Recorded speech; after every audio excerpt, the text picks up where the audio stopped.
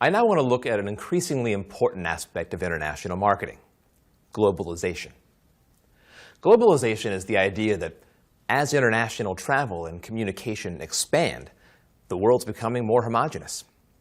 Different cultures are converging as people everywhere become increasingly similar in the way they live. There are the fads and fashions people follow, the products they buy, how they relax, the heroes they look up to, and so on. So as we travel around the world, we've become accustomed to seeing the familiar: cyber cafes, CDs of bands we love, Starbucks coffee houses, advertisements for well-known brands. In fact, I bet you can think of plenty of other examples. Think Google, cell phones, MTV, the familiar faces of top fashion models and sporting icons, right? Let's consider then first some of the causes of globalization. Then let's think about its implications for businesses looking to market their products globally. First then, the causes of globalization. Clearly, flight has been a key factor here, perhaps the key factor. And as its popularity has increased, so has its affordability. Today, most people travel by air. For those traveling to holiday destinations, it's the preferred way to go. It allows us to go further, quicker. And for business people, it enables them to do business face-to-face on the other side of the world and reduces time away from the office. The resulting interaction between cultures has surely promoted shared values and attitudes. This is an important feature of globalization. Then there's the news and entertainment industry. We can't really talk about global culture without considering the huge influence of the internet, TV, radio, newspapers, magazines, and film. Today, these are multi-million-dollar industries, and most films, documentaries, quiz shows, and soap operas are made in the hope that they'll be bought and shown around the world. Many eventually become powerful and lucrative international brands. Popular TV series are watched on every continent and have near-universal appeal. Why? Well, because they're based on common human experiences. They evoke feelings and emotions we all share. And this brings me to a key element of the news and entertainment industry and its role in helping create a global society: advertising. Ads are a common feature of television, magazines, and, of course, internet sites. Don't you just hate those pop-up windows? Advertising works through the media, driving fads and fashions. So this makes the media a potent marketing tool, see? Because it spreads ideas incredibly widely, quickly, and effectively.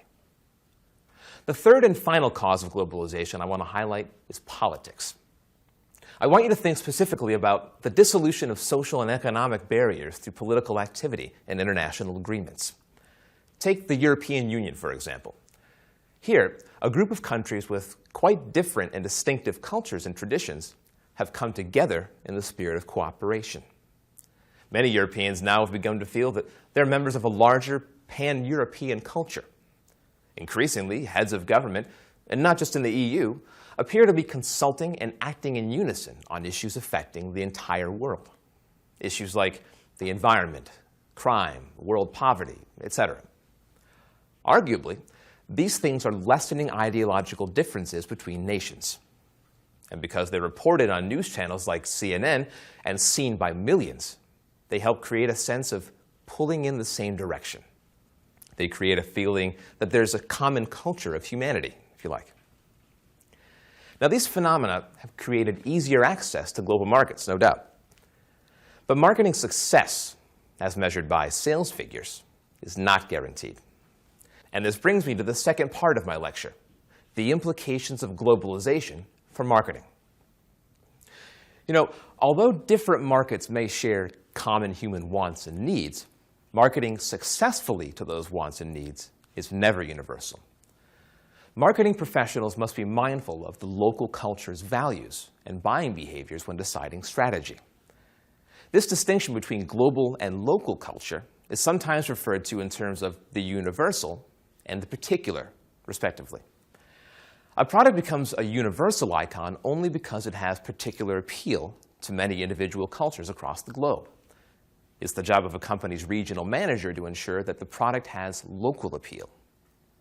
Another challenge in marketing messages across cultures is understanding differing communication styles.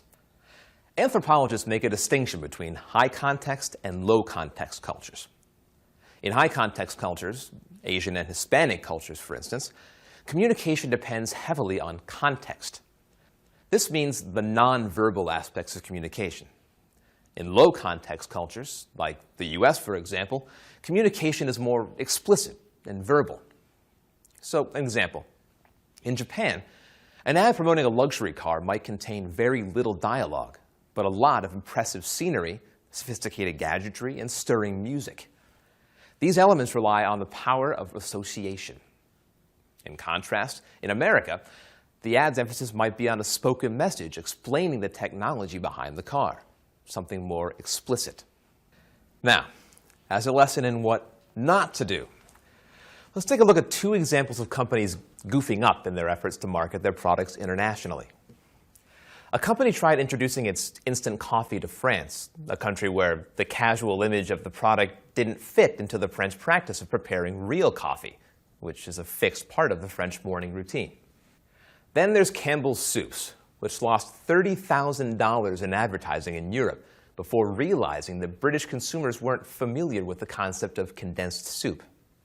This particular case highlights how easily marketing departments can fall into the trap of assuming that just because two countries share a language and cultural heritage, they'll be enticed by the same message. This can be a costly miscalculation.